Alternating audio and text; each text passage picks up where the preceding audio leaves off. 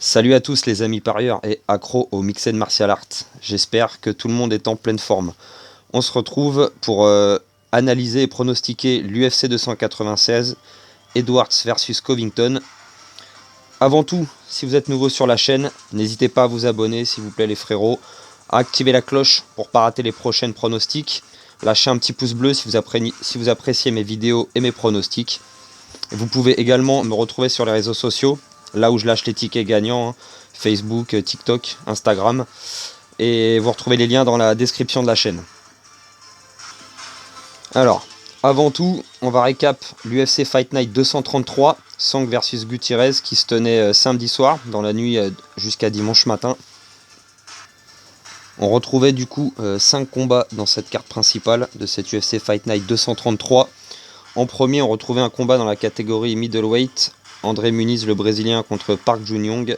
Je vous avais conseillé Park, je le voyais bien être capable de dominer Muniz sur les échanges debout et éventuellement être capable de contrôler au sol. C'est pas vraiment ce qui s'est passé.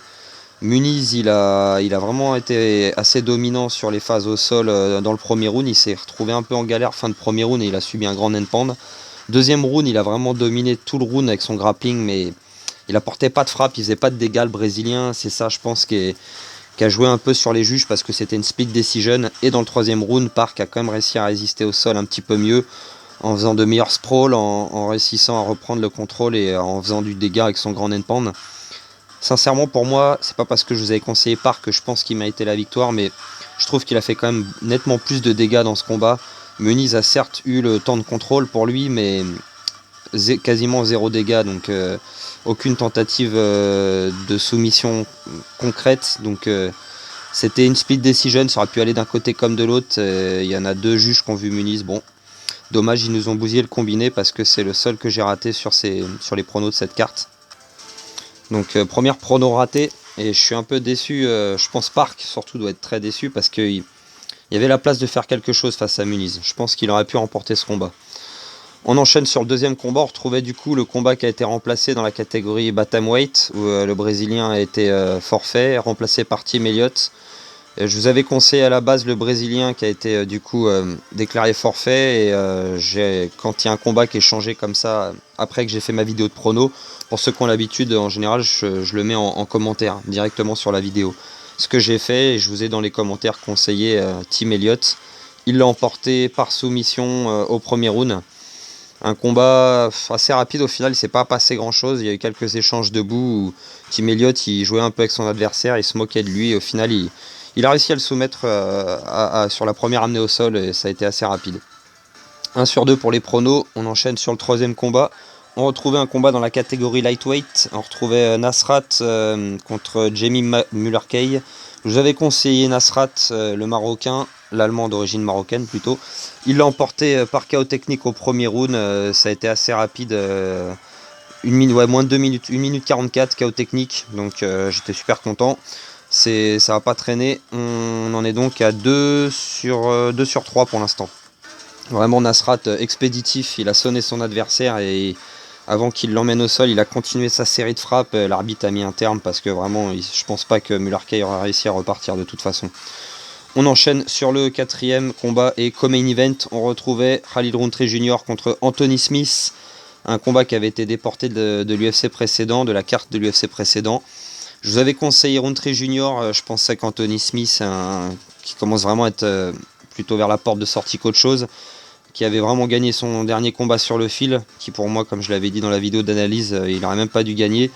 Je le voyais pas battre Rountree Jr. qui était sur une belle série de suite, 4 ou 5 victoires d'affilée pour l'Américain, qui a emporté par KO technique au troisième round. Alors ça a quand même été un combat compliqué. Anthony Smith, il a mis beaucoup de pression, de présence, il était là, mais à un moment donné, une droite l'a sonné et Rountree Jr. a été sympathique en plus, il a évité de le frapper au sol pour le blesser plus que de raison et l'arbitre a mis un terme au combat au troisième round. On enchaîne sur le main event. On retrouvait pour le main event un combat dans la catégorie Bantamweight, Song Yadong contre Chris Gutierrez. Je vous avais conseillé Song Yadong, lui qui est classé 7ème contre Gutierrez qui est 15ème. Je voyais bien Yadong emporter ce combat, dominer, et ça a été un peu compliqué au début, mais il n'a pas pris de risque dans les rounds de championnat, 4ème et 5ème round, il est resté au sol. en restant dans la garde de son adversaire, même par moment où il passait la demi-garde, il tentait quelques frappes, il repassait immédiatement dans la garde pour continuer son travail de sape, qui a été un petit peu lent au début, dans le quatrième, ça commençait un peu à dormir, je me suis dit qu'il allait vraiment assurer la victoire par décision, sans forcément chercher le finish, et il a accéléré un petit peu dans la dernière minute du 5e round, en essayant de faire un peu plus de dégâts, mais Gutiérrez a tenu, et Song l'a emporté par décision. Donc 4 sur 5 pour les pronos de cette UFC. J'ai balancé les tickets gagnants sur les réseaux, si vous voulez aller jeter un coup d'œil sur TikTok ou sur Instagram.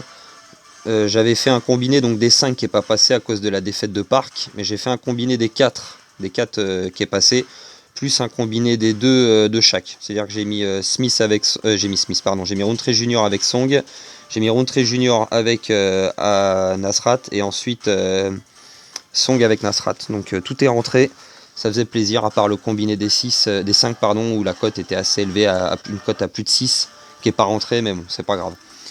On enchaîne sur l'analyse et la pronostic de l'UFC 296. C'est parti les amis. On retrouve 5 combats sur la carte principale de l'UFC 296. On va commencer avec le premier. On retrouve un combat dans la catégorie welterweight. Vicente Luque contre Ian Garry. Alors Vicente Luque, il a 32 ans. Sur ses dernières sorties, c'était contre Rafael Dos Anjos. Il avait gagné par décision unanime. C'était au mois d'août de cette année. Avant ça, il était quand même sur 2 défaites. 2 défaites contre Gofnil et Belal Mohamed. En 2022 les deux. Et avant ça, en 2021, 2020, il avait enchaîné 4 victoires, toutes par finish. C'était vraiment au moment où Vicente Luque, on parlait beaucoup de lui dans la KT. Et ces 2 défaites ont un peu freiné tout ça. Il n'est pas encore trop vieux, effectivement, mais il y en a qui disent qu'il est un petit peu rincé. Et son combat contre Rafael Dos Anjos a quand même montré qu'il était toujours là, il est toujours solide. Face à lui, Ian Garry, du coup, la star, 26 ans, il est jeune, l'Irlandais, le nouveau, entre guillemets, Conor McGregor. Invaincu en carrière, il a 13-0, Ian Garry, lui, dernière victoire en date contre Neil Magny, qu'il a découpé pendant 3 rounds. Il aurait pu le finir, il était pas loin, Magny a été solide, il a bien encaissé, mais il lui a roulé dessus sur les 3 rounds. C'était au mois d'août de cette année à l'UFC 292. Avant ça, il avait eu beaucoup de victoires par finish, mais c'était pas encore des gros noms de la KT. Pour ce qui est des cotes, on retrouve une cote énorme, Vicente Luque 3,70. Pour le favori, Ian Garry 1,24, une cote très basse. Pour ce combat, ça me paraît compliqué quand même pour Vicente Luque, je vous conseille plutôt Ian Garry. Il est grand, Ian Garry, et je le vois bien debout, utiliser ses frappes, ses genoux, presser sûrement Luque et après quelques frappes l'attaquer au corps avec ses genoux. Je vois pas Luque réussir à amener ou maintenir Ian Garry au sol, et je pense que debout ça va vraiment être compliqué pour Luque. Je le vois pas gagner ce combat. Pour moi, c'est une victoire claire de l'Irlandais, et c'est pas un pari sûr non plus, parce que là, des fois, il peut y avoir des paris quasi sûrs. Celui-ci, pour moi, ça l'est pas quand même. La cote, elle est basse de Ian Garry, donc ça sert à rien de prendre des risques dessus. Juste pour le combiner, les frérots, ça sert à rien d'aller mettre un billet sur ce combat-là comme ça. La cote est trop basse et ça en vaut pas la peine. On enchaîne sur le combat suivant. C'est parti. On retrouve ensuite, un combat dans la catégorie lightweight. Tony Ferguson contre Paddy Pimblett. Ouh là là, Tony Ferguson, il a 39 ans. Il va avoir 40 ans en début d'année, là, au mois de février. Donc, tout le monde le connaît, c'est pas vraiment nécessaire de le présenter, mais il a enchaîné, il en est à 6 défaites d'affilée. Alors sa dernière victoire remonte au mois de juin 2019 contre Donald Cerrone. Après ça a été donc le massacre contre Justin Gaethje où il a perdu son âme. Charles Oliveira ensuite en décembre 2020 qui le contrôle par décision. Daniel Benel Dariush. Le KO sur le front kick légendaire de Michael Chandler. La guillotine de Ned Diaz et la guillotine de Bobby Green. Vraiment, déjà à partir de Chandler ça devenait trop, mais Tony Ferguson... je comprends pas pourquoi il continue et pourquoi l'UFC. Alors à mon avis là c'est vraiment le dernier des derniers, parce que 7ème défaite d'affilée s'il perd, c'est vraiment ça craint. Moi à chaque fois je me suis dit bon, contre Chandler on avait un petit peu retrouvé le Tony Ferguson d'avant dans le premier round. En tout cas c'est l'impression qu'on avait eu avant qu'il prenne ce KO venu venu tout droit de l'enfer. Contre Ned Diaz, j'y croyais pas trop, parce que surtout que le combat avec tout le bordel qui s'était passé avec la ratée de poids de Chimaev sur cette UFC là, le combat qui se retrouve Diaz-Ferguson au dernier moment, et je voyais vraiment Diaz gagner, donc Tony je le voyais pas passer, peut-être une décision, mais bon il a fini par se faire soumettre. Par contre Bobby Green, je dois avouer que j'ai eu un peu d'espoir de voir Tony Ferguson raccrocher sur une victoire. Je me disais que Bobby Green était peut-être à sa portée. Debout, c'est vrai que Bobby Green il allume quand même, mais c'est vrai qu'il est plus créatif comme avant. Tony contre Bobby Green, c'était mais vraiment l'ombre de lui-même. Donc non, compliqué, hein. Moi je vois Paddy Pimblett, l'anglais, bon même si son dernier, son combat controversé, sa victoire controversée contre Jared Gordon, il est quand même en forme, hein, Paddy Pimblett, il est jeune, il a de bons enchaînements debout, même si c'est pas un gros talent de MMA. On va dire qu'il se débrouille bien partout, il sait se défendre au sol, il peut être capable d'emmener au sol, il peut être capable de frapper, de soumettre. Je vois vraiment pas une victoire de Tony Ferguson, ça me paraît vraiment beaucoup trop risqué de tenter quoi que ce soit sur lui. Pour ce qui est des cotes très basses, celle de Paddy Pimblett 1,27 et celle de Tony Ferguson, hein, elle est à 3,45. Elle est moins grosse que celle de Vicente Luque, là ils abusent quand même.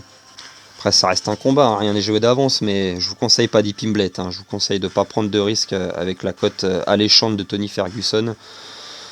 Je le vois pas gagner ce combat, aucunement, je le vois terminer. Alors j'espère par décision faire un super combat un peu légendaire, entre guillemets, une guerre contre Paddy Pimblett, tenir la dragée haute, mais s'incliner par décision et raccrocher pour de bon, parce que vraiment, on n'en peut plus de le voir se faire allumer, le pauvre Tony Ferguson.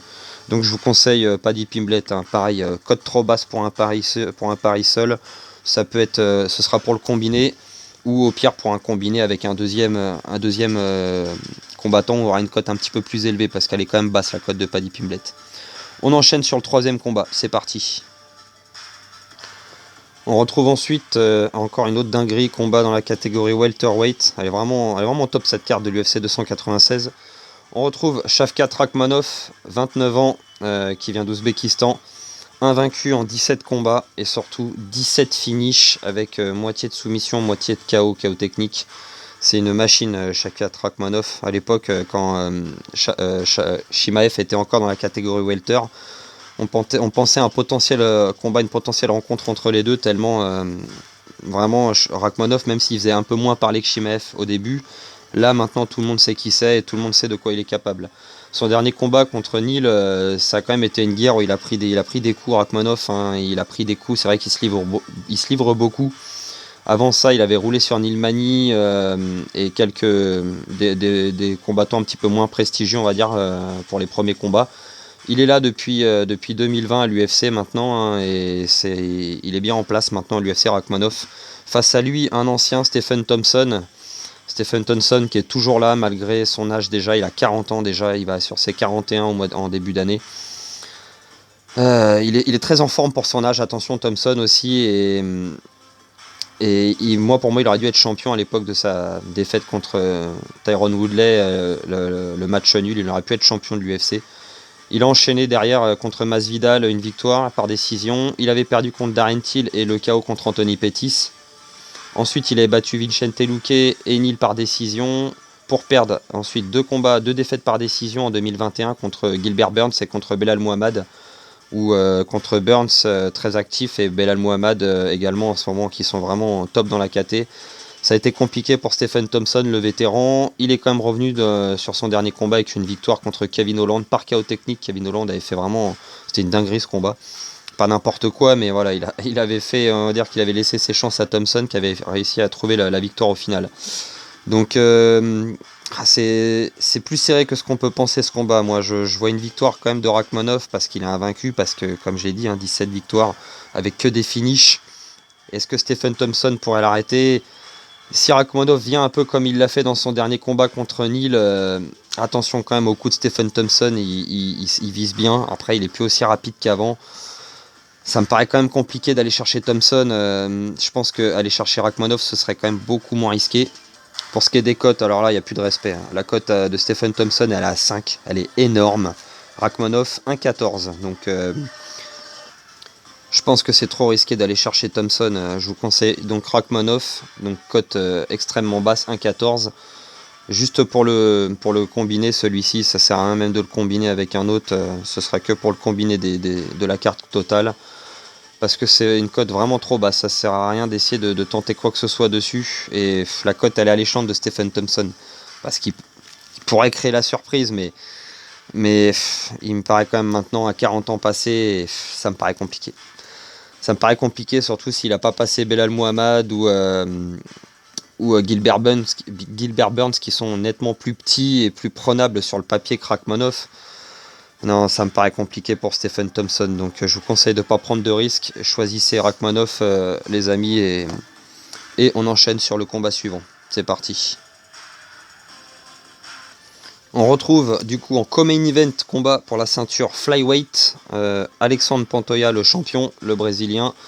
Il a 33 ans et son dernier combat, donc c'est quand il est devenu champion en battant Brandon Moreno par split decision à l'UFC 290 au mois de juillet. Avant ça, il a enchaîné 3 victoires, une contre Alex Perez à l'UFC 277 par soumission, une autre contre Brandon Royal, c'était au mois d'août de l'année 2021, ça remonte un petit peu quand même, par soumission également. Il avait perdu sinon à l'UFC 240, c'était en 2019 contre Davison Figueiredo, l'ancien champion. Et une autre défaite par décision contre Askarov en 2020 également, mais sinon derrière il a donc enchaîné 4 victoires jusqu'à devenir champion. Face à lui, on retrouve un ancien adversaire, du coup, un Brésilien également. Non, pardon, lui, il est américain, il a 31 ans. Cette catégorie flyweight, il y a énormément de combattants. Alors lui, je le connais pas super bien. Il a 2 défaites en 2020 et 2021. C'était par KO technique contre Brandon Moreno. Et contre Pantoja, il s'était fait finir également. Ils se sont déjà rencontrés, donc c'était en 2021. Et il s'est fait soumettre au deuxième round. Après ça, donc, il a enchaîné 3 victoires. Une par décision partagée et une contre Matchnell à l'UFC 274 par soumission au premier round en 2 minutes, et une par KO contre Mateus Nicolo, c'était à l'UFC on ESPN, Holloway contre Allen, c'était au mois d'avril de cette année. Et c'était en 2 minutes au premier round également, donc je pense que c'est ce qui lui mérite un combat pour le titre. Ça me paraît quand même, cette catégorie, ça bouge tellement, les champions, enfin ça bouge tellement. On a eu la KT a été un peu bloquée avec Moreno et avec le brésilien Figueiredo, mais c'est vrai que s'ils ont bloqué avec leurs 4 combats d'affilée un petit peu la ceinture, ça faisait du bien de voir la ceinture bouger un petit peu. Je la vois pas bouger, je pense que Pantoja, qui a déjà soumis son adversaire Brandon, je vous conseille Pantoja de toute façon. C'est pour moi le combat le plus risqué de cette carte, où je vous conseille de ne pas prendre de risques, alors vraiment pas. Donc je vous conseille le brésilien, je vois bien Pantoja rester champion. Pour ce qui est des cotes, on retrouve favori, donc le champion, avec une cote à 1,51 et une cote à 2,40 pour Brandon. Je vous conseille de le garder dans le combiné, de peut-être tenter un petit combiné de 2, hein, c'est pas mal de voir Pantoja et un autre, choisissez un autre dans ceux que j'ai pronostiqués pour faire des petits combinés de 2 pour faire monter un petit peu les cotes, c'est pas mal. Jusqu'à 2, c'est pas trop risqué. Si vous rajoutez un troisième combat après 3 en même temps, là voilà, hein, c'est de plus en plus risqué, forcément, vous en doutez les amis. Donc je vous conseille le brésilien, je le vois garder sa ceinture, il a déjà battu son adversaire, il a un avantage sur lui. C'est sûr que Brandon, il veut être champion, il va tout faire pour essayer de le devenir, mais l'expérience de Pantoja, je pense, va faire la différence, et je le vois rester champion. Donc on enchaîne sur le dernier combat et main event, c'est parti. Et on retrouve pour ce main event le combat pour la ceinture welterweight, le champion Leon Edwards, 32 ans, l'anglais. Ses 2 derniers combats, donc c'est contre Kamaru Usman, hein, les 2 victoires, par KO et par décision majoritaire. Avant ça, c'était contre Ned Diaz par décision à l'UFC 263, au mois de juin de l'année 2021, ça fait déjà plus de 2 ans, où il avait dominé Ned Diaz de la tête et des épaules, et qu'il s'était pris ce knockdown dans la dernière minute, et qu'il a bien failli se faire finir. Avant ça, l'IPOC contre Belal Muhammad. Et si on remonte un peu plus loin, Rafael Dos Anjos, Gunnar Nelson, Donald Cerrone. Il a vraiment enchaîné une sacrée série de victoires. En fait, sa seule dernière défaite à l'UFC, c'est contre Kamaru Usman en décembre 2015. Ça remonte quand même à vraiment un sacré moment. Il a enchaîné vraiment sacrée série pour Leon Edwards. Face à lui, on retrouve Colby Covington, l'ancien champion par intérim, qui a 35 ans déjà. Il rajeunit pas, Colby, il va avoir 36 ans au mois de février. Pour ce qui est de son dernier combat, c'était sa dernière sortie contre Masvidal. Ça remonte quand même à l'UFC 272 au mois de mars 2022. Ça fait un moment qu'il n'a pas combattu Colby Covington. Avant ça, sa défaite contre Kamaru Usman au mois de novembre 2021, donc il y a 2 ans. Et sinon, il faut remonter au mois de septembre de l'année 2020 pour sa victoire par KO technique là, contre Tyron Woodley. Et décembre 2019 pour son premier combat contre Kamaru Usman. Sinon, ses victoires contre Robbie Lawler et Rafael Dos Anjos remontent au mois d'août 2019 et mois de juin 2018. Donc il n'a pas énormément combattu, hein, c'est vrai, Colby Covington. Est-ce qu'il est vraiment, il a le droit de prétendre à cette ceinture? C'est vrai que ça fait polémique. Je pense que oui, de toute façon, dans la catégorie, pour l'instant, c'est bien de pouvoir tester un petit peu le sol de Leon Edwards.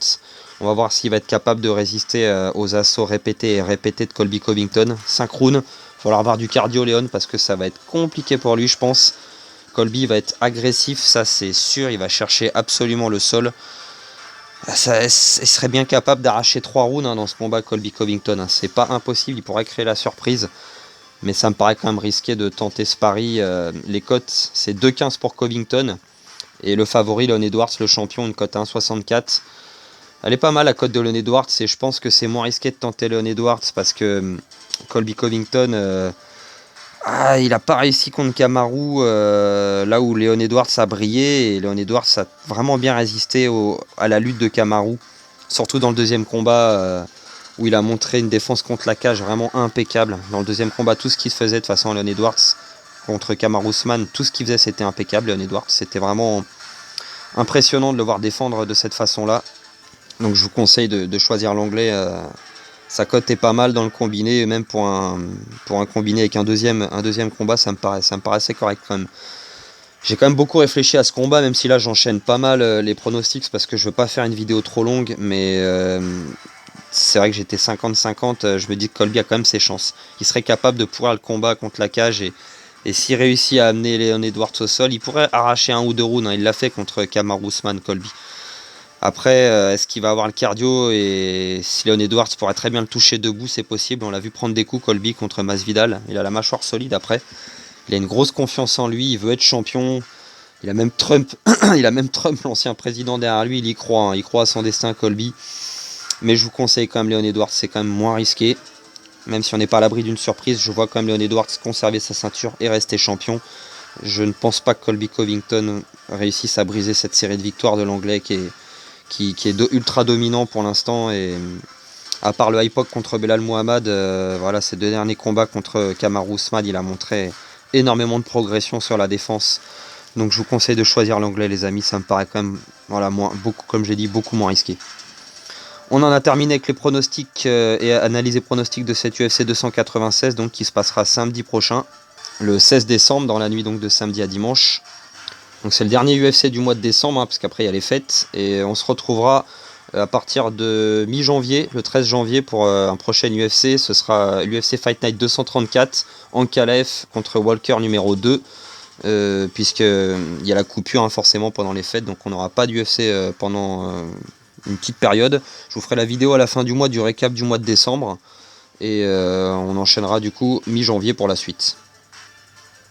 N'hésitez pas à vous abonner, les amis, à lâcher un petit pouce bleu si la vidéo vous a plu. Vous me retrouvez sur les réseaux sociaux, les liens sont dans la description de la chaîne comme je l'ai dit au début de vidéo. Allez voir sur les réseaux pour voir les tickets gagnants que je partage. Du coup il ne me reste plus qu'à vous dire de faire attention avec les paris, les amis, c'est interdit au moins de 18 ans, interdit pour les mineurs. Si jamais vous êtes en détresse d'argent, n'hésitez pas à appeler le numéro qui est affiché juste ici à l'écran pour vous faire aider. Jouez toujours de façon ludique, récréative, et voilà, sans mettre énormément d'argent là-dedans, hein. Jouez toujours des sommes que vous pouvez vous permettre de perdre. Je vous souhaite de très bonnes fêtes, je vous dis à très bientôt. Ciao à tous.